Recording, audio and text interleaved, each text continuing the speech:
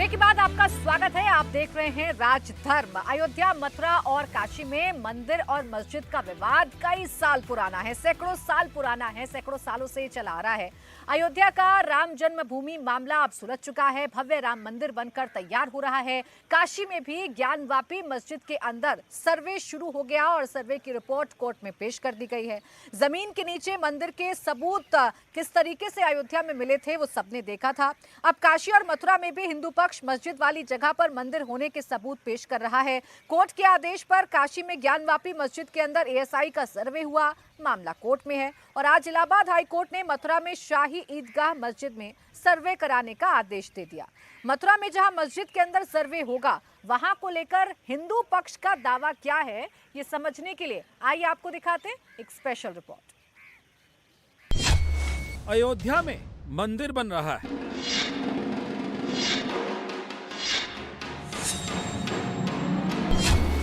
काशी में कॉरिडोर बन गया है।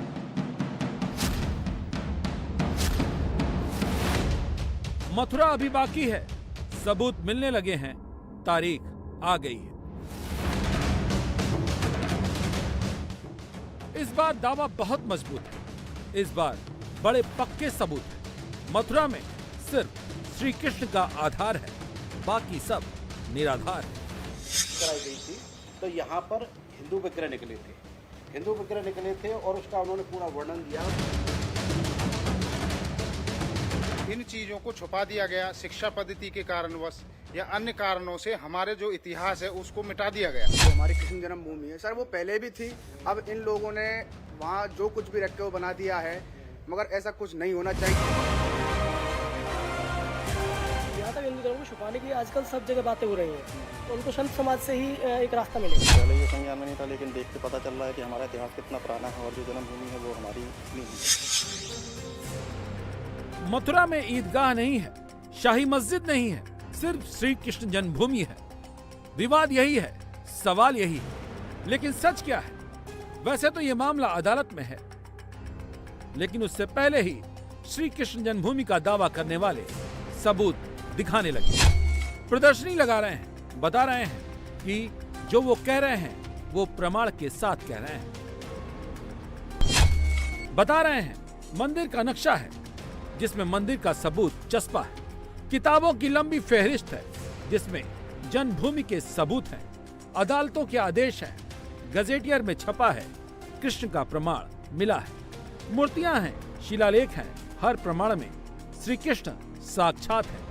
मैं आपको दिखाता हूँ, ये फ्रैंकस गुटियर की किताब है और फ्रैंकस गुटियर औरंगजेब आइक्नोलॉजी, इसमें विस्तृत रूप से दिखाया गया है कि किस तरह से 1670 में औरंगजेब ने विध्वंस किया था मंदिर का, और विध्वंस करने के बाद यहाँ के विग्रह को आगरा ले गया और आगरा की जो जामा मस्जिद उसकी मूर्तियों में ये दबाए हुए हैं। ये बिल्कुल क्लियर स्थिति है, इन किताबों में पूरा वर्णन है मंदिरों का तोड़ने से लेकर के और मंदिरों का विध्वंस करने का। देखिए ये इसका पूरा यहाँ पर विध्वंस किया गया है, यहाँ पे दिखा रहे हैं, यहाँ इसका डिटेल्स मौजूद है कि किस तरह तोड़ा गया, किस तरह ले जाया गया।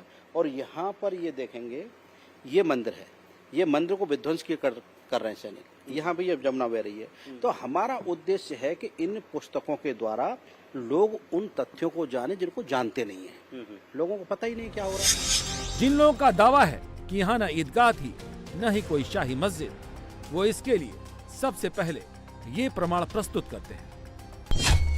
सबसे पहला प्रमाण है मुगल कालीन और आधुनिक इतिहासकारों की किताबें। ये वो किताबें हैं जो राम मंदिर के वक्त भी कोर्ट में सबूत के तौर पर पेश की गई और काशी विश्वनाथ मंदिर में भी सबूतों का ये बड़ा आधार है। इसलिए इन किताबों की विश्वसनीयता भी बरकरार है। किताब यामिनी, इसके राइटर अल-उतबी हैं, जिसमें श्री कृष्ण जन्मभूमि का जिक्र किया गया है। अल-उतबी का जिक्र क्यों मायने रखता है वो भी जान लीजिए। अल-उतबी महमूद गजनवी का मंत्री था, वही महमूद गजनवी जिसने भारत में आकर मंदिरों को तोड़ा था। अगर उसके मंत्री की किताब में ये लिखा है कि ऐसी खूबसूरत इमारत न मैंने देखी न मेरे सुल्तान ने देखी थी, ऐसा लगता है कि इसकी तामीर फरिश्तों ने की है। दोबारा इतनी सुंदर इमारत बनाने में 200 साल लगे, इसके बावजूद मंदिर तोड़ दिया गया। कर दिया गया और वृंदावन का नाम चेंज करके मोमिनाबाद कर दिया गया। यहाँ से इनको ले जाया गया और ले जा करके इन सभी मूर्तियों को वहाँ पर दबा दिया गया। ये बीएस भटनागर की पुस्तक है, मिस्किस का वर्णन है। इसके अलावा बहुत सारी किताबें हैं जो विदेशी इतिहासकारों ने भी लिखी हैं, उनका भी इसमें वर्णन आता है। ये है, ये मासर आलमगीरी है, ये साकी मुस्तक खान की है, जिसका अंग्रेजी का वर्णन सर जदनाथ सरकार ने किया है।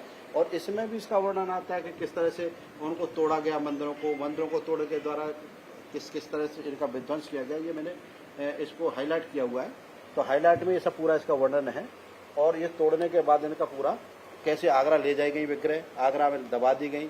इसमें भी साकी मुस्तक खान की किताब है ये, और ये साकी मुस्तक खान की मासर आलमगीरी है। मासर आलमगीरी उसका वर्णन है जो सर जदनाथ सरकार ने अंग्रेजी में इसका। श्री कृष्ण जन्मभूमि के पक्ष में बड़ा दावा करने वालों का कहना ये भी है कि ऐसी एक नहीं कई किताबों में प्रमाण है जिसका पन्ना पन्ना कह रहा है कि मथुरा में श्री कृष्ण जन्मभूमि विद्यमान है। Travels in the Mughal empire को लिखने वाले फ्रैंकोइस बर्नियर ने भी श्री कृष्ण जन्मभूमि का जिक्र किया है। Emperor Aurangzeb and restriction of temple के लेखक बीएस भटनागर भी मथुरा में श्री कृष्ण जन्मभूमि का प्रमाण दिखाते हैं। आर्कियोलॉजिकल सर्वे ऑफ इंडिया, ये किताब अलेक्जेंडर कनिंघम की लिखी हुई है, ये भी कहती है मथुरा में श्री कृष्ण की जन्मभूमि है। लेकिन सबसे ऑथेंटिक प्रमाण मुश्ताक खान की मासर आलमगीरी में लिखा हुआ है। ये पैराग्राफ और फरमान की कॉपी भी है जिसमें लिखा है, औरंगजेब ने मथुरा के केशवदेव मंदिर को ढहाने और यहाँ की मूर्तियों को आगरा में शाही जहांआरा बेगम मस्जिद की सीढ़ियों में लगाने का आदेश जारी किया। जब खुदाई कराई गई थी तो यहाँ पर हिंदू विग्रह निकले थे और उसका उन्होंने पूरा वर्णन दिया और स्लैब्स का पूरा वर्णन दिया है कि उन स्लैब्स पर कैसे कैसे इनका वर्णन है। कि देखिए संवत 1713 फाल्गुन लिखा हुआ है, लेकिन इस सा को हटा दिया गया यहाँ से, तो ये 1713 फाल्गुन। तो ये क्योंकि इससे ये प्रूव होता है कि ये प्रॉपर्टी हिंदू पक्षकारों की है और हिंदू पक्षकारों का सदा से चली आती है। तो ये अलेक्जेंडर कनिंघम जो आर्कियोलॉजिकल सर्वे ऑफ इंडिया के डायरेक्टर रहे भारत के, उनकी ये महत्वपूर्ण किताब है। ये समय समय पर विभिन्न केसों में, चाहे अयोध्या का मामला हो, चाहे बनारस का मामला हो, चाहे मथुरा का मामला हो, ये पेश होती रही है। ये बहुत महत्वपूर्ण किताब है, ये पेश होती रही है।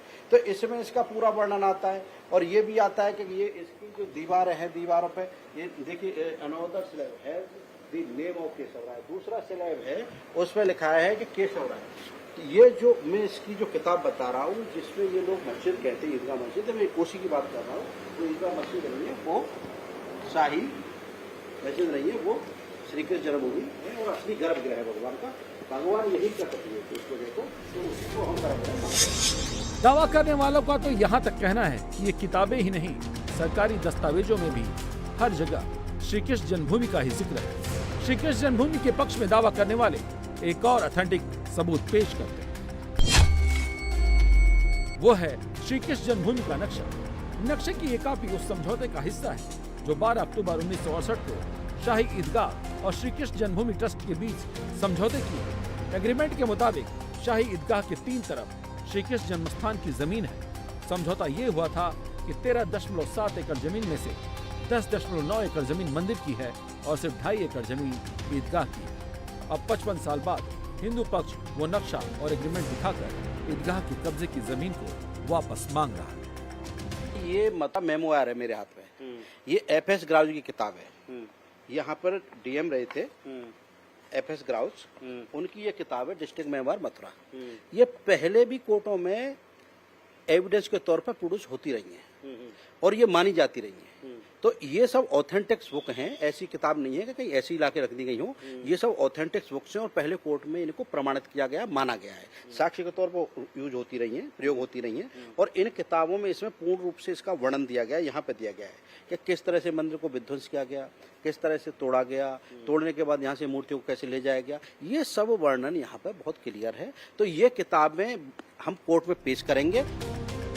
मुस्लिम पक्ष कह रहा है कि जानबूझकर विवाद बढ़ाया जा रहा है। हिंदू पक्ष ने 52 साल बाद ईदगाह की जमीन पर दावा क्यों किया? फिलहाल 19 केस जन्मभूमि विवाद को लेकर फाइल है। हिंदू पक्ष सबूतों की प्रदर्शनी लगा रहा है तो मुस्लिम पक्ष इसे विवाद को बढ़ाने वाला बता रहा है।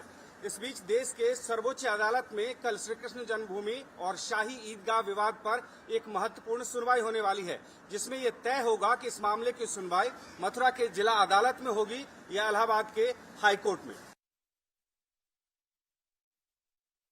जब ये केस चलेगा तो ये सबूत भी पेश किए जाएंगे। जो ये कह रहे हैं कि मथुरा में सिर्फ मंदिर के ही अवशेष हैं, वो सबसे बड़ा और साक्षात प्रमाण ये बता रहे हैं। हिंदू पक्ष तस्वीरें जारी कर यह दावा कर रहा है कि ईदगाह की मीनार पर कमल के फूल की आकृति है। दावा तो यह भी है कि नागराज आदिशेष की भी आकृति बनी है। हिंदू पक्ष को सबूतों को मिटा देने की आशंका है, इसीलिए वो सुप्रीम कोर्ट में शाही ईदगाह के ASI सर्वे की याचिका लगाई है। ऐसी ही तो आकृति ज्ञानवापी में भी मिली, जहां सर्वे हो रहा है। ज्ञानवापी में भी ऐसे ही कमल मिला था, कहीं हिंदू प्रतीक मिले। यहाँ भी वही सवाल है, अगर ये मस्जिद है तो हिंदू के निशान क्यों? क्या किसी मस्जिद में होते हैं हिंदू प्रतीक? और जब कृष्ण जन्मभूमि के पक्ष में दावा करने वाले लोग ये बातें करते हैं तो सबसे बड़े सबूत के तौर पर इन मूर्तियों का भी जिक्र करते हैं। इनका दावा है कि श्री कृष्ण जन्मस्थान मंदिर के जगह पर पहले बड़े बड़े टीले थे। यहाँ पर समय समय पर खुदाई में प्राचीन मूर्तियां निकलती रहीं। कृष्ण जन्मभूमि पर जब मंदिर का निर्माण हो रहा था तब वहां खुदाई की गई थी और खुदाई में कई प्राचीन मूर्तियां मिली, जिसमें कटरा केशव देव की मूर्ति बहुत अहम है। देखिए, जब तक किसी भी चीज की जानकारी हर व्यक्ति को नहीं होगी तो वो उसके ज्ञान से दूर की चीजें हो जाएंगी। तो किसी भी कारणवश इन चीजों को छुपा दिया गया, शिक्षा पद्धति के कारणवश या अन्य कारणों से हमारे जो इतिहास है उसको मिटा दिया गया। तो हम ये चाहते हैं कि ये इतिहास हर व्यक्ति के सामने आए। उस समय जिनका जन्म भी नहीं हुआ था, आज जैसे कोई 70 वर्ष का व्यक्ति है, कोई 60 वर्ष का व्यक्ति है, उसको पुराने इतिहास के बारे में पता है। लेकिन आज जो कॉलेज में पढ़ने वाले बच्चे हैं, जो युवा बच्चे हैं, उनको पुराने इतिहास के बारे में कुछ पता नहीं है। लगता है इस तरह की प्रदर्शनी से फायदा मिलेगा? 100% इस तरह की प्रदर्शनी से फायदा मिलेगा। नए बच्चे, युवा बच्चों को, युवा पीढ़ी को हमारे इतिहास के बारे में पता चलना चाहिए। तो आपने इस रिपोर्ट को देखा, इस रिपोर्ट को समझकर ये जरूर देखने को मिलता है, ये जरूर समझ में आता है कि जिस जगह पर आज शाही ईदगाह है उस जगह पर कभी श्री कृष्ण जन्मभूमि हुआ करती थी, प्राचीन मंदिर हुआ करता था। और इसी दावे को अब परखा जाएगा, इन्हीं सबूतों को अब कोर्ट में परखा जाएगा। इसीलिए इलाहाबाद हाई कोर्ट का ये जो फैसला अब आया है, जिसके तहत कोर्ट कमीशन को नियुक्त कर दिया गया है और उनकी देखरेख में अब मस्जिद के अंदर का सर्वे किया जाएगा, सबूत जुटाए जाएंगे, कोर्ट में रिपोर्ट पेश की जाएगी ताकि हिंदू पक्ष का जो दावा है वो सबूतों के आधार पर परखा जा सके, जिसमें ईदगाह कमेटी की याचिकाएं शामिल हैं। देखिए, कुल 18 याचिकाएं इसमें लगाई गई थी और इस 18 याचिका में ईदगाह कमेटी की याचिकाएं भी शामिल हैं। हिंदू पक्ष ने यहां काशी की तरह ASI सर्वे कराने की मांग की थी, लेकिन ईदगाह कमेटी ने परिसर के सर्वे का विरोध किया था। कुछ ऐसा ही घटनाक्रम हुआ था जैसा कि काशी में देखने को मिला था, काशी में भी विरोध किया गया था। हाईकोर्ट ने अपने फैसले में ईदगाह कमेटी की दलील खारिज कर दी है। अब ये सर्वे कैसे होगा, इसमें कितने लोग शामिल होंगे, सर्वे के लिए कितना समय दिया जाएगा, कोर्ट इस बारे में 18 दिसंबर को फैसला सुनाएगा।